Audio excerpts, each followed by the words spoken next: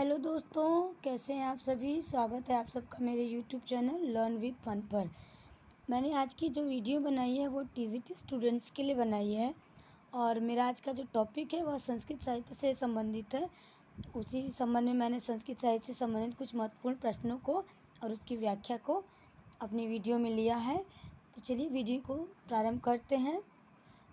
जो क्वेश्चन है वो पूछ रहा है कि महाकवि कालिदास रचित जो कुमार संभवम है उसमें किस रस की प्रधानता है।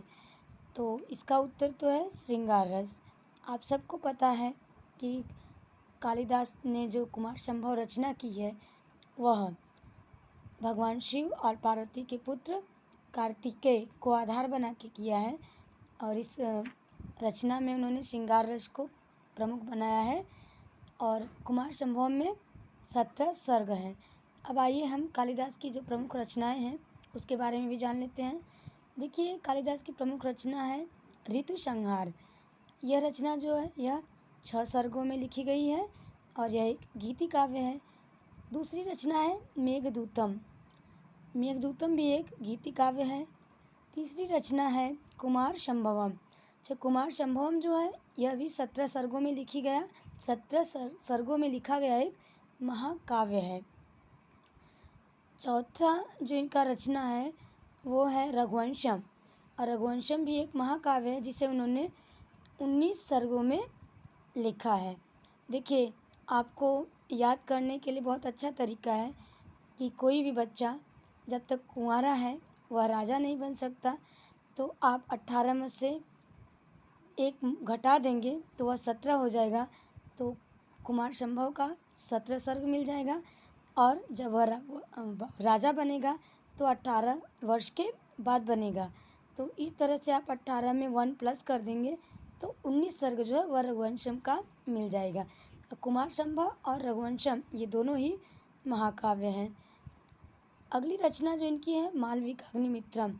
यह रचना एक नाटक है और इसे उन्होंने 5 अंकों में लिखा है।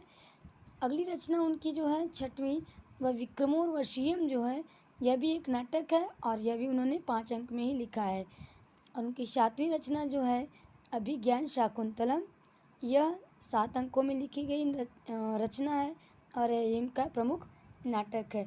अभिज्ञान शाकुंतलम जो है आपको पता होगा कि इन्हीं के जो पुत्र पैदा हुए थे भरत, उन्हीं के नाम पर हमारे देश का नाम भारत पड़ा था। अब आइए हम जान लेते हैं कि संस्कृत साहित्य में किन रचनाओं को हम लघुत्रयी के नाम से जानते हैं। तो देखिए, जो महाकवि कालिदास की 3 रचनाएं हैं कुमार संभवम, मेघदूतम और रघुवंशम, ये तीनों रचनाएं ही महाकवि कालिदास की हैं और इन तीनों रचनाओं को ही संस्कृत साहित्य में लघुत्रयी के नाम से जाना जाता है। और इसको याद करने का जो ट्रिक है वो है कुमेर। कु से कुमार संभवम, मे से मेघदूतम और र से रघुवंशम। और संस्कृत साहित्य में किस रचना को हम बृहत्त्रयी के नाम से जानते हैं, आइए उसे भी देख लेते हैं। तो बृहत्त्रयी के नाम से हम किरातार्जुनीयम, शिशुपालवधम और नैषधीय चरितम, इन 3 रचनाओं को संस्कृत साहित्य में बृहत्त्रयी के नाम से जाना जाता है। देखिए, इन तीनों रचनाओं को जो बृहत्त्रयी के रूप से जानी जाती हैं, याद करने का ट्रिक है कि शी नय। और किसी ने ट्रिक जो है कि से किरातार्जुनीयम, शी से शिशुपालवधम और नय से नैषधीय चरितम। और इसी प्रकार से एक ट्रिक बनाइए भा मा ह, और इस आपको याद हो जाएगा कि भा से भारवी, मा से माघ और ह से हर्ष। तो किरातार्जुनीयम किसने लिखा है? महाकवि भारवी ने। और यह रचना कितने सर्गों में है? 18 सर्गों में। शिशुपालवधम जो है यह किसकी रचना है? महाकवि माघ की, और यह कितने सर्गों में लिखी गई है? 20 सर्गों में।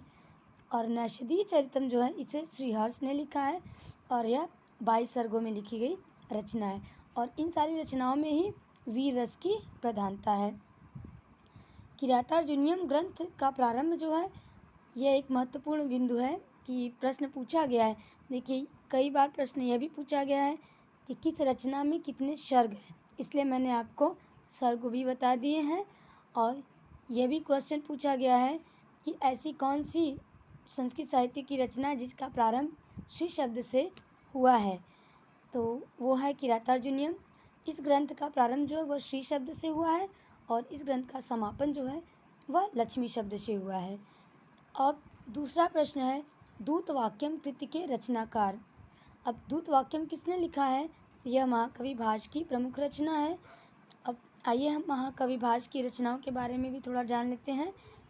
महाकवि भास जो हैं इन्होंने 13 नाटक लिखे हैं।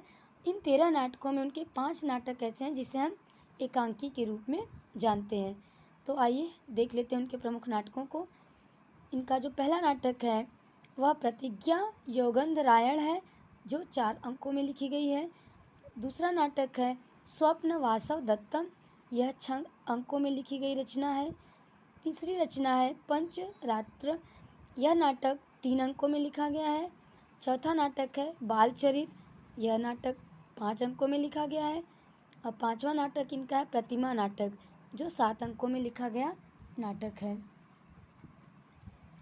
इनका जो 6वां नाटक है उसका नाम है अभिषेक नाटक, जो 6 अंकों में लिखा गया है। इनका 7वां नाटक है अविमारक, यह भी 6 अंकों में लिखा गया है।